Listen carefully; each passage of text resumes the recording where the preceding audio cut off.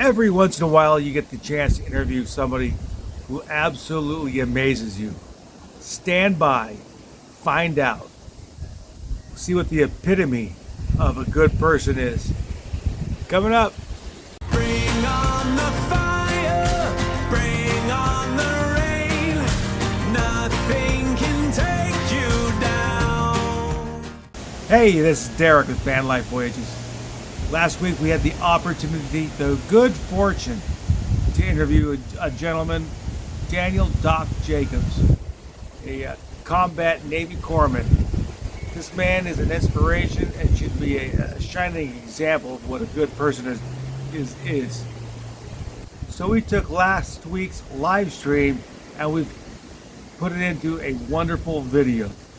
Stay tuned, watch this video. You will not be disappointed. This man is the epitome of disability is not inability. This man has been through some stuff and seen some stuff. I'm going to read you right here because he's a Bronze Star recipient. This is also out of his book. There and Back Again. All right. Stories from a Navy combat corpsman. I'm going to read you this citation for the Bronze Star, man. For heroic achievement in connection with combat operations while serving as a corpsman with Company I, that's India, 3rd Battalion, 7th Marines on 25 February 2006, while conducting a mobile screen mission in support of an Iraqi army unit. Petty Officer Jacobs' vehicle was destroyed by an improvised explosive device. Despite being severely wounded, he refused treatment while consistently encouraging all around him and assisting in the treatment of other wounded. After being moved to the casualty collection point, he requested to be placed against a wall so he could continue assisting with the treatment of wounded. Despite his grievous injuries, he remained calm and steadfast as he encouraged and verbally guided fellow corpsmen through procedures he could not perform himself. Bro, come on. Realizing a wounded Marine required a second tourniquet to stop profuse bleeding, Petty Officer Jacobs self-amputated his mangled left index finger so he could retrieve and apply a tourniquet from his own field kit. He then refused any morphine and redirected it for use on the wounded Marines.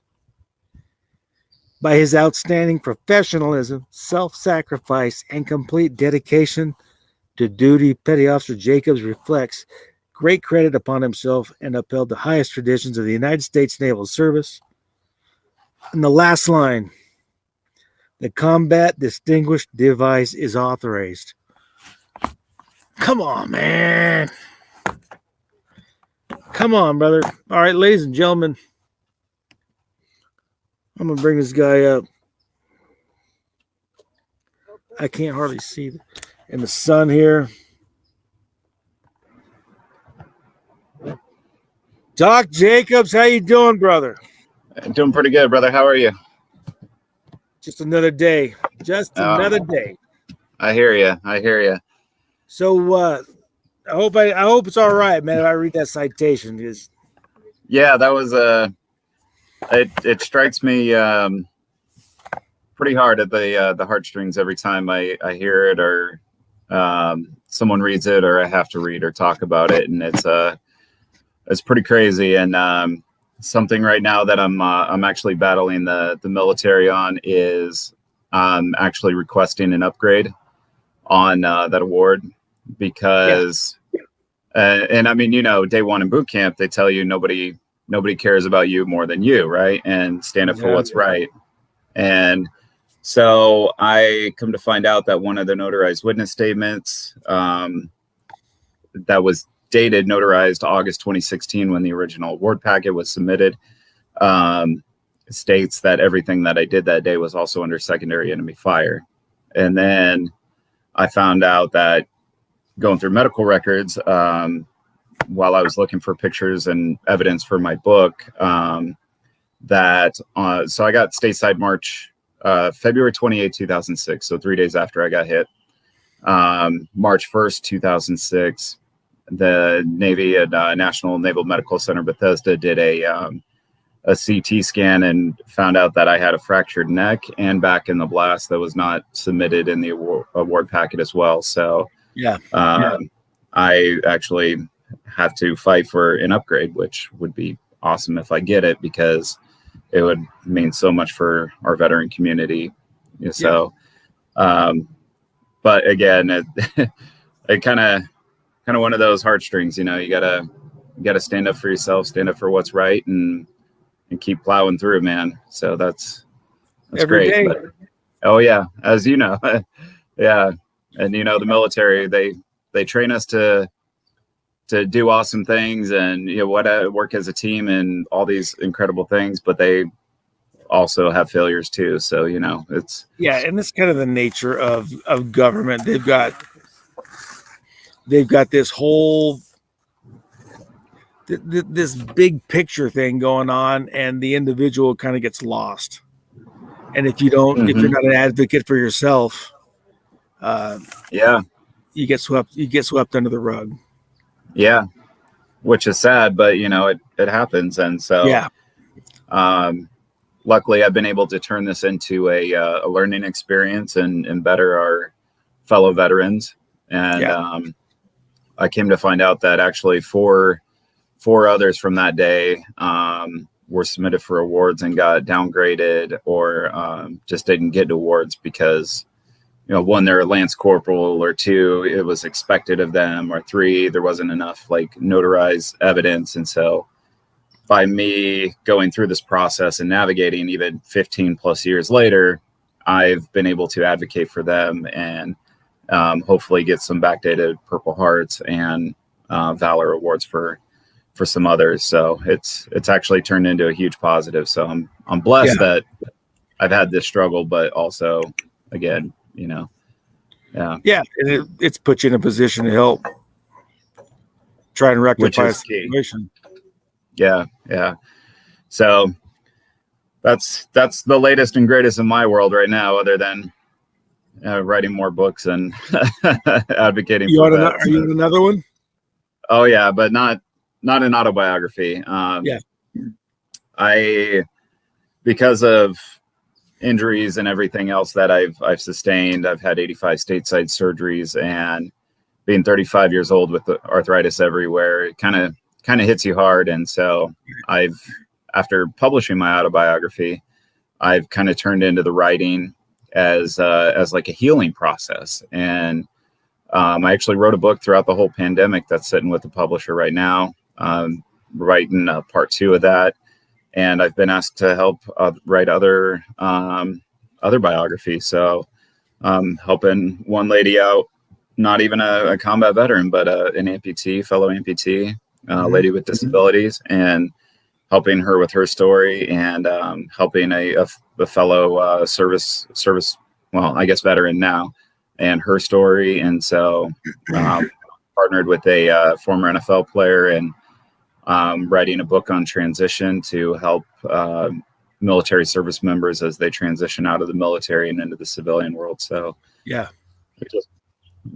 just took it and ran with it. But you know how it is with us military guys, you know, Semper Gumby. And so exactly. And you know, one of the things I noticed that with myself, even and with my wife, is that when you get something and you got a spark behind you, and you get rolling with it. I mean, I tell everybody, if I'm going with something, just get out of my way. Oh yeah. Let me just run this to the end, because for me, for a lot of life is trying to stay away from shiny objects and squirrels, because I get so distracted so quick. So if I get on something, let me go. Let me hit this hard. Absolutely. And the one thing about the military that they trained us to do is to improvise, adapt, and overcome. Yep. So when you become disabled in any way, shape, or form, you you just improvise, understand that this is the new you, and adapt to it and overcome. I mean, that's Exactly. I mean, I know it's easier said than done, as as you and I both know, but Yeah. I went through a lot of struggles with the military and being told, no, you can't do this, you're an amputee, or no, you can't do this because of this, you can't do that, you can't, but you're going to go do this, you're going to be our poster child, you're going to be, you're going to sit here behind a desk and look pretty for everybody. And that wasn't for me. They wouldn't let me even go teach combat trauma, which I knew combat trauma, but they wouldn't let me teach it. So, and then even getting out and trying for a local police department in Southern California, and then being told, no, they're purposely going to let a test expire, so that way you have to reapply and go through the process all over again. Even though I passed everything under the sun that they asked me to, I ran the obstacle course faster than everybody, and I had the assistant police chief. Yeah. On one leg. On one leg. Yeah. Yeah. While I'm trying out for professional baseball, while I'm doing my recovery ops overseas and running half marathons. But I mean, I just realized that enough was enough. Like I was fighting for something that wasn't going to come to fruition because of politics and bureaucracy. So I just said, well, I'll just help others in another way. So that's where the improvise, adapt, and overcome comes into play. So, and to clarify some stuff for those watching who may not quite get the whole picture, Doc and I actually grew up in the same small town. He's a couple years older. I mean, younger than me, but he had some hard times as a kid, plowed through it, and went into the Navy, was on the 255th patrol. I don't know exactly how many, but I had around 225 combat patrols. Okay. Yeah. And was on a combat patrol. He was a corpsman, a Navy medic, he was attached to a Marine unit, caught an IED in Ramadi, Iraq. And that kind of just changed the whole trajectory of life right there. Yeah. Came stateside, got the good fortune of dealing with the bureaucracy of the U.S. military, and has gone on to do some freaking amazing things, like try out for the LA Dodgers with on a prosthetic. Yeah. I'm sorry, but I didn't get that opportunity with two legs. Yeah. I mean, that's beyond amazing. Yeah. What drives it, man? What motivates it?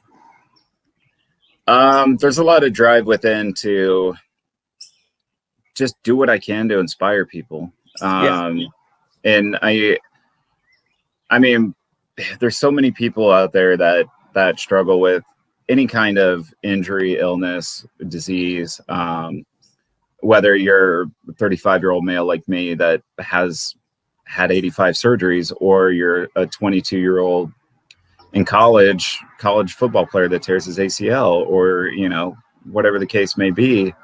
And everybody needs inspiration somehow, some way. And for me, I drive a lot of inspiration from fellow amputees, fellow veterans, combat wounded veterans that have amputations, but also big celebrities. Like a lot of people don't know that there's a movie out called The Stratton Story. The White Sox actually had the first leg amputee in the 1930s. He was already a pitcher with the Chicago White Sox, lost his leg in a hunting accident, came back in the 1930s with the prosthetics that they had in the 1930s, pitched the rest of the season, and then retired. And then you have master diver Carl Brashear. Yeah, Men of Honor. And then you have Rick Allen, the one-handed drummer of Def Leppard. Yeah, Jim Abbott, the one-handed pitcher who pitched with the Angels. Yankees and the Angels. Yeah, and so there's so many greats out there.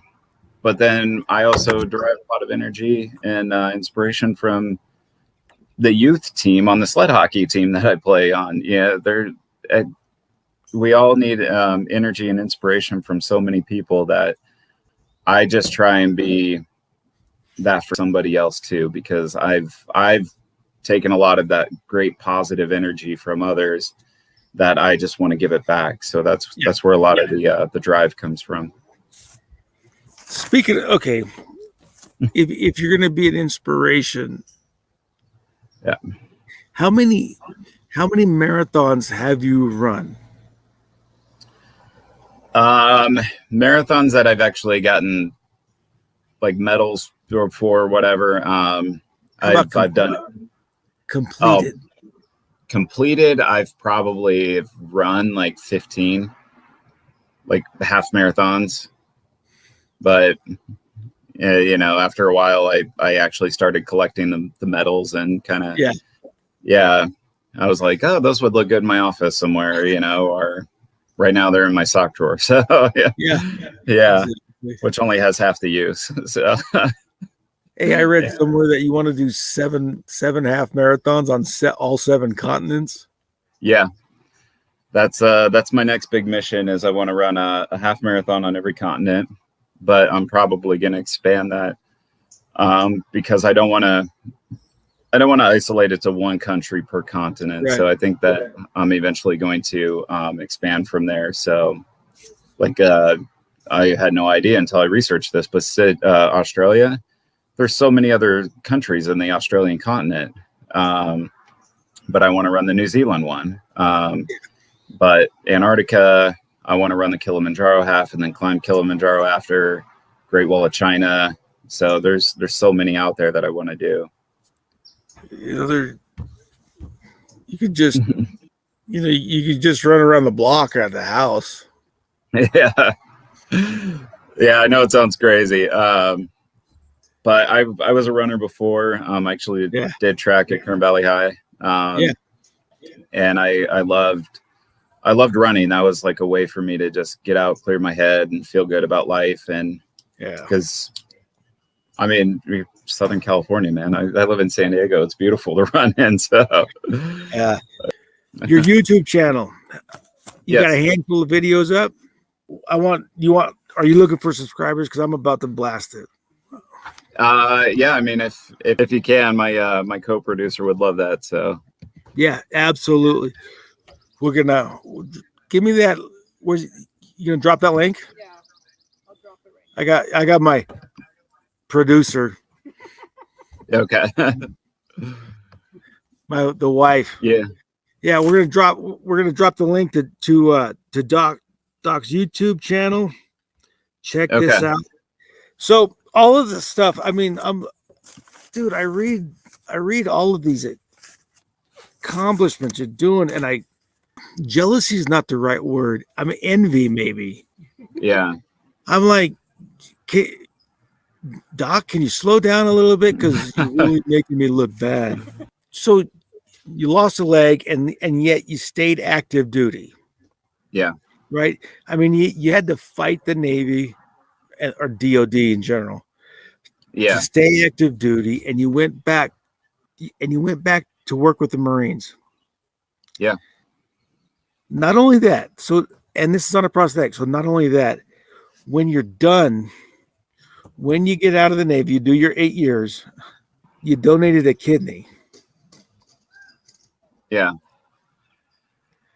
And then a couple months after you donated a kidney, you climbed Kilimanjaro.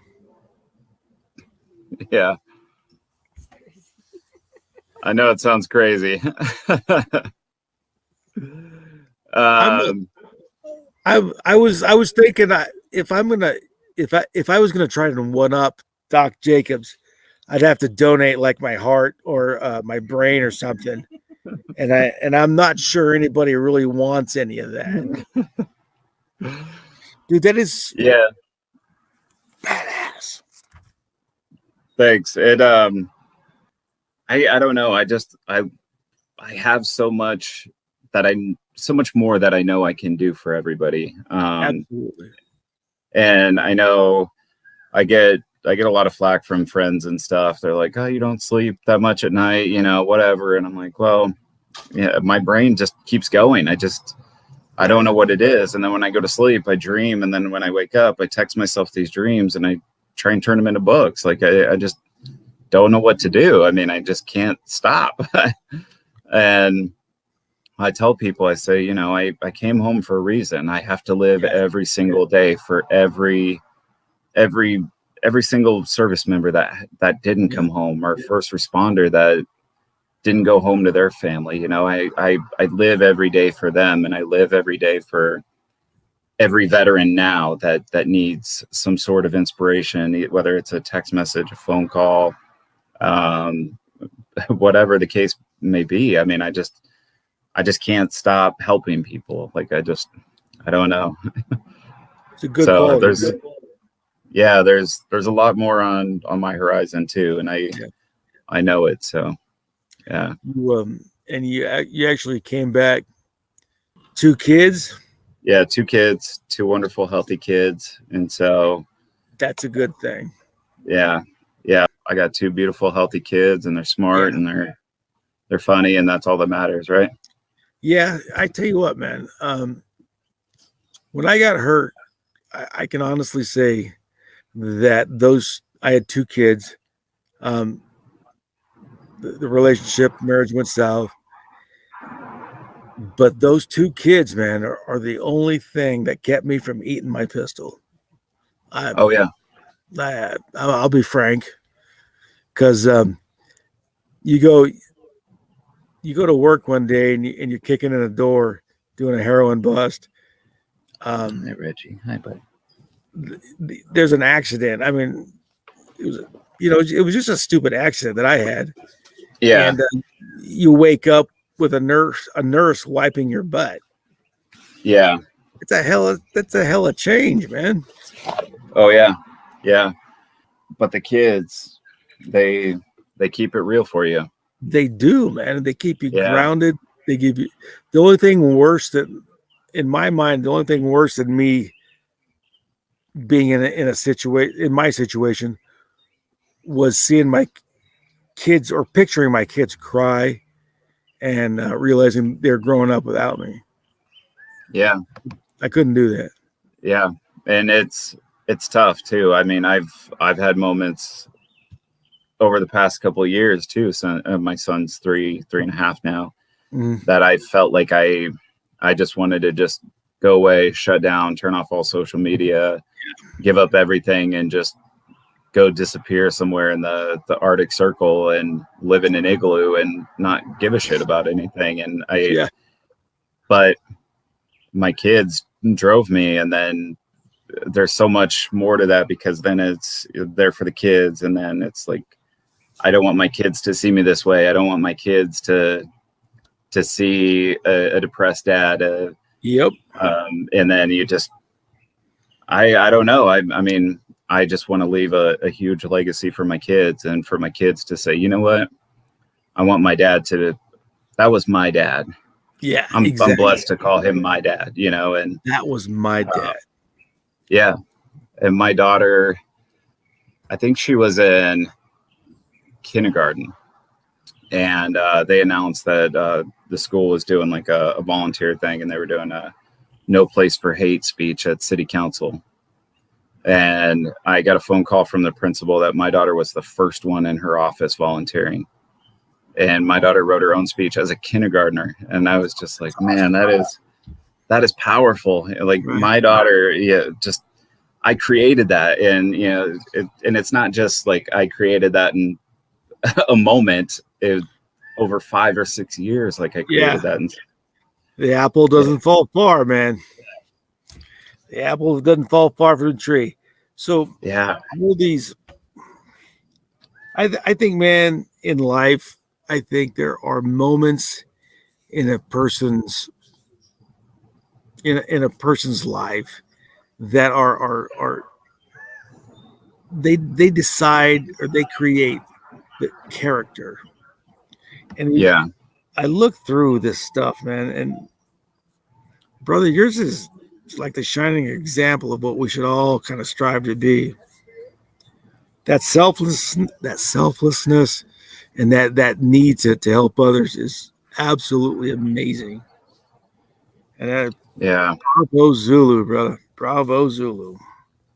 All of that has, and it seems like all that has kind of culminated into a foundation. Yeah. And so you created the Doc Jacobs Foundation. Tell me about it. So the Doc Jacobs Foundation came to be years before I even started filing all the paperwork. So when I was doing my trial for the Dodgers and I was training, and because I got an invite from Tommy Lasorda, like I wasn't going to let Tommy Lasorda down. Like that's the legend. No. I mean, yeah. So I was like, okay. So I was just out of the military, trying to transition into the VA and figure out the whole pay system, and you know how it goes. You have like a month or two gap of no pay, and so Right. I get out October 29th, and so the holidays I didn't have a pay or anything, and so my daughter was coming into the world, and then I was spending money traveling all over Southern California, signing up for leagues, playing live baseball, having a hitting coach, a strength and conditioning coach, and so and then making all the accommodations to go to spring training to go do the tryouts. And I realized that I felt that I was being selfish, that I was pursuing some dream that I might not even have, and when I should be saving money for my daughter for college. And so it was just this whole weird, like, do I pursue my dreams and have some sort of happiness, or do I pursue and just sit back and sit on the couch and do nothing and just save money for my daughter and when she comes into the world? And so I decided that I should just give it one shot and just see. And but all of that required so much money, and I'm fortunate enough that I'm 100% through the VA.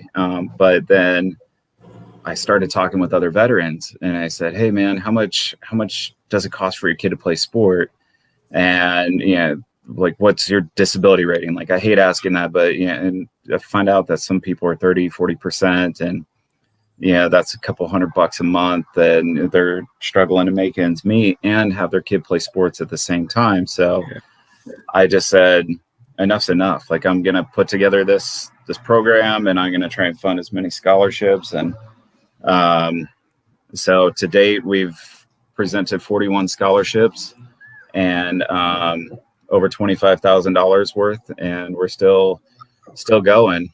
And so my goal is to just keep going and make it a huge legacy. And I'm on the verge of a couple big partnerships, and I'm just really, really blessed that I had the mindset while doing all of that, and then figure it out. So I'm just really, really grateful and blessed, and that I get to do that. That's so. If people donate to the foundation, Reggie, those funds are used to help the participation in different sporting events for active and veteran families. Yes. So that they don't have to rely on, or take money from the household budget. Yeah. Well, and I mean, I know personally how stressful it is for veterans, and especially our active duty service members. That the financial stress. Reggie, sorry, my pup. But we've had a couple situations where parents were like, I was just going to pull my kid from the sport. They weren't going to be able to play because XYZ, and I was going to sell my wedding rings and go get a second job just so my kids could play sports. And I was just, man, this is horrible. And now one of those kids, Reggie, sorry, my dog I got a 6-month-old puppy, and he's kind of a turd.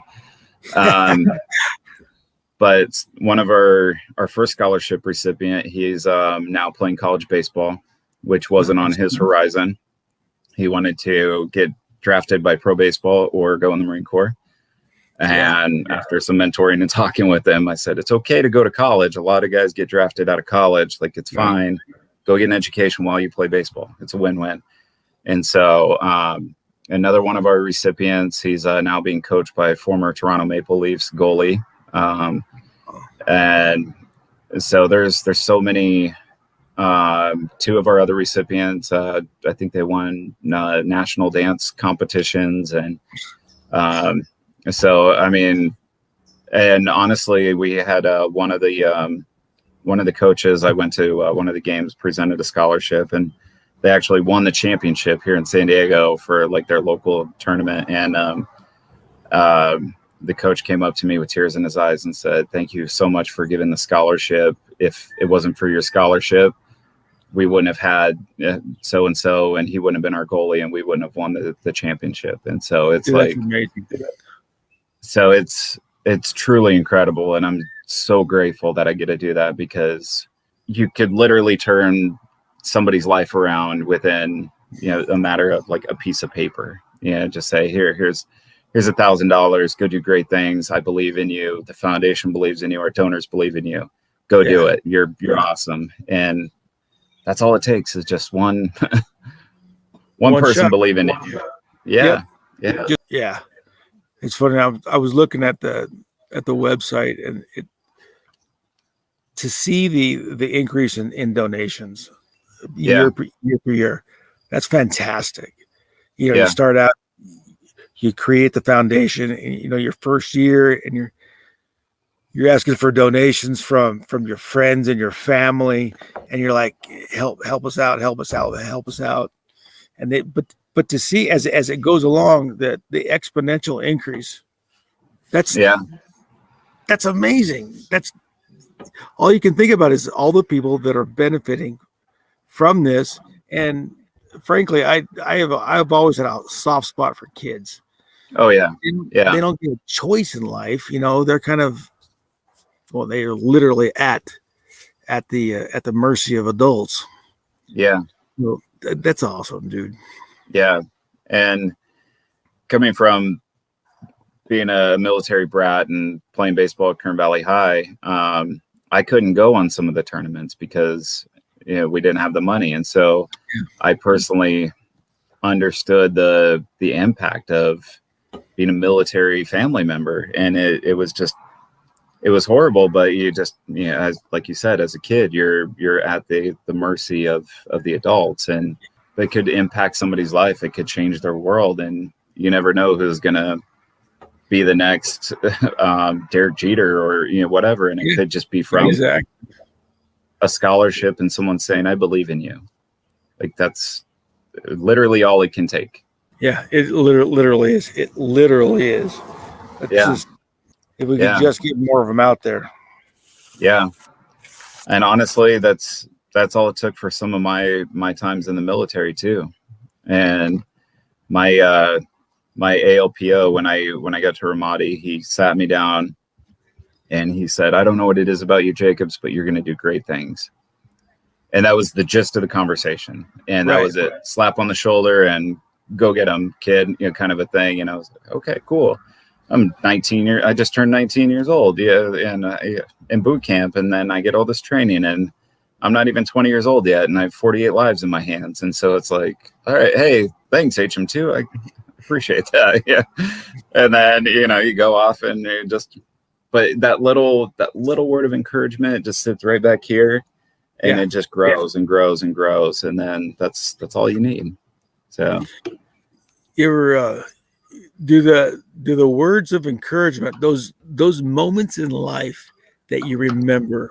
I mean, my whole life, I was pretty much told growing up, like, oh, you're worthless, you'll never amount to anything. And then I go off in the military, and then you start getting all these personal achievements and accomplishments. And then it's, oh, okay, cool. And then people start telling you that they believe in you, and whatever the case may be. And I actually had a Marine sergeant major call my Navy detailer, and when nobody else in the Navy would stand up for me in my chain of command at that time. And it was a Marine Sergeant Major that I served with that called my chief, the detailer, and said, "Hey, Jacobs is good to go. Like, I don't care if he has an amputation. I'm telling you, Sergeant Major so-and-so, he is good to go. You got that?" And chief was like, "I didn't even know he was an amputee." So yeah, okay, 1st Marine Division, here you go. And I was off to 1st Marine Division just because like one person stood up for me and said, "I believe in this guy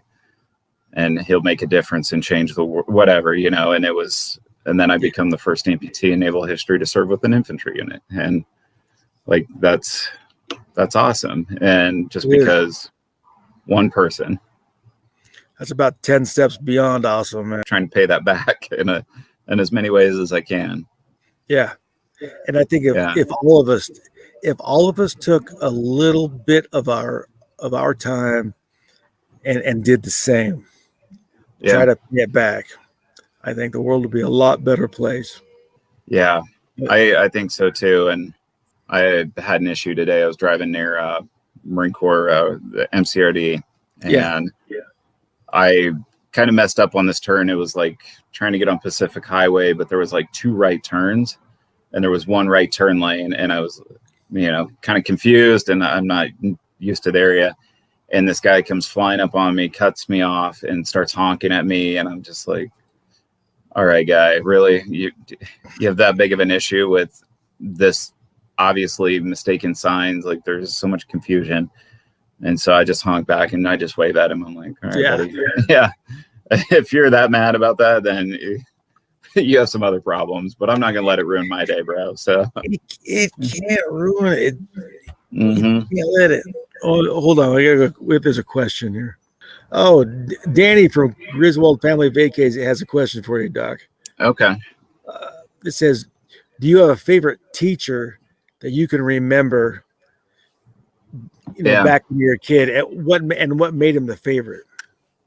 I would say Mr. Nunez from Fillmore High School when I transferred to Fillmore. And that was because I was taking a criminal justice class as an elective, and I had a passion for it. Like, I understood all the content, and we would get in like really good arguments, like debates. Yeah. And he told me, he said, "You have a passion for this. You need to continue in this field." And I talked to him as I was getting my bachelor's degree in criminal justice, like throughout the whole process. And so it was really, really awesome. And he was just like an elective teacher. He wasn't like one of my core teachers. So it was pretty awesome. Yeah. And thank you for that question. That was, that made me think really for a second there. Yeah. Danny's a teacher in Oklahoma. So okay. He's got it kind of, it hits home for him. Yeah. It's really cool, man. Well, thank you to all the teachers out there. I mean, you guys do a lot of crazy jobs and deal with a lot of different personalities and a lot of different individuals and a lot of hardships too.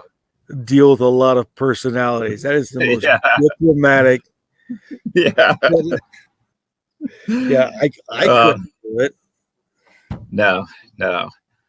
I mean, it's even in the military as an instructor, it's hard to deal with because exactly.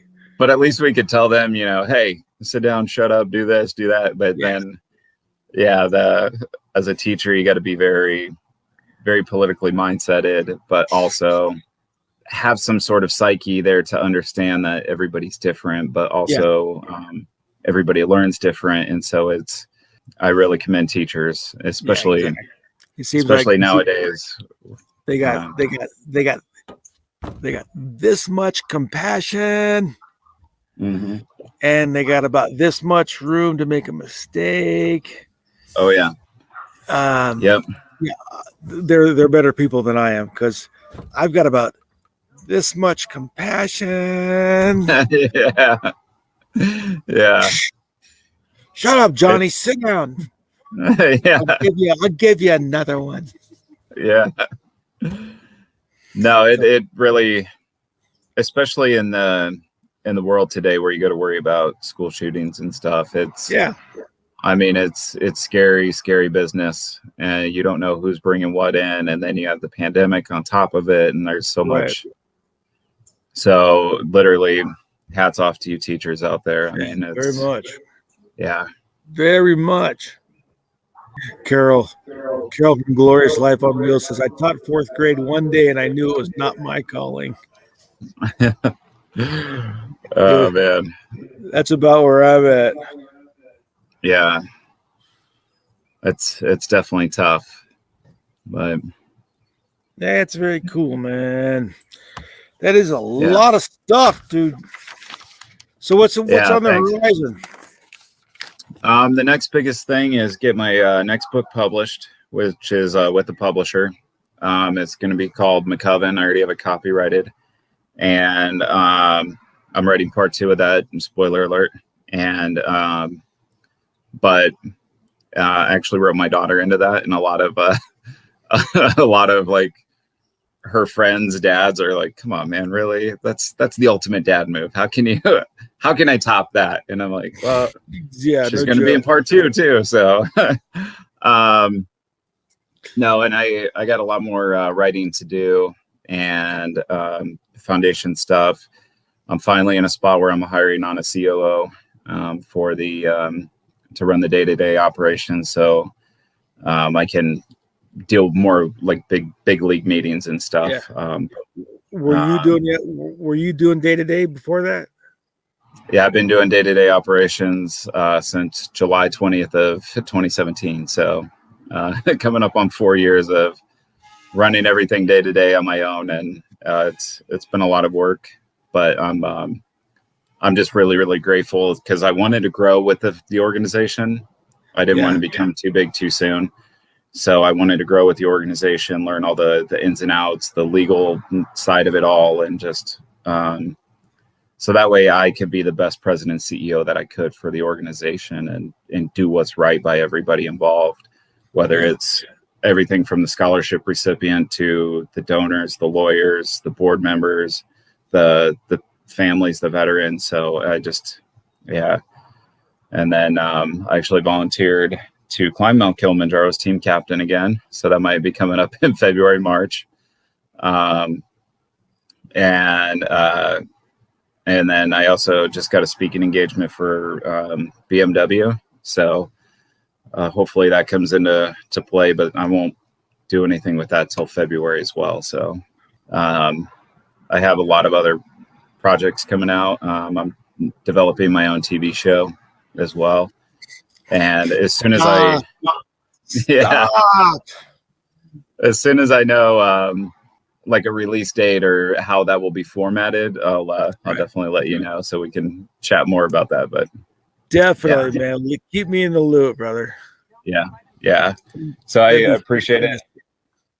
And then anybody can pick this up at hold on, Amazon, eBay. Do a side by side. Yeah. Check this out, man. Get it, read it. It'll make you laugh. It'll make you cry. My producer wife is saying we're going to put all the links to the book, the foundation, YouTube channel. You want his home address, phone number, and what else? Everything will be. We're going to put everything in the description. We got 1,600 subscribers, man. We're podunk, but wow, we'll light it up everything we can. I'm so grateful to be on, and thank you for having me. I mean, this is any chance I can get to help somebody out, talk about anything, whether it's transition, PTSD, anxiety, social anxiety, depression, whatever. I'm all about it. So thank you. Yeah. You got it, brother. Anytime. I tell you what, Doc, we'd like to have you back if we can. Absolutely. And, we'll do this all again when we have some updates and changes. Yeah. I tell you what, I may give you a phone call here pretty quick because Tony and I were talking about establishing a foundation ourselves. Okay. We'd like to do we'd like to do a foundation for like equipment to help people with disabilities get out and do stuff. Yeah, I think it's good for the soul. absolutely. And there's all kinds of adaptive equipment out there. I mean, Yeah, I've exactly. so many things, whether it's prosthetics or bikes, track chairs. I'm so blessed, and I can help you guys give advice on foundation starting and all of that too. So whatever I can do to help, just let me know. It'd be fantastic, brother. Fantastic. Yeah. Fantastic. All right, Doc. Thank you, sir. We are All right, going thank you. we are going to sign off here. No greater love does a man have than he has for his brother. Thank you, Doc Jacobs, for all you do. Remember to subscribe, hit the like button, leave a comment. See you next time.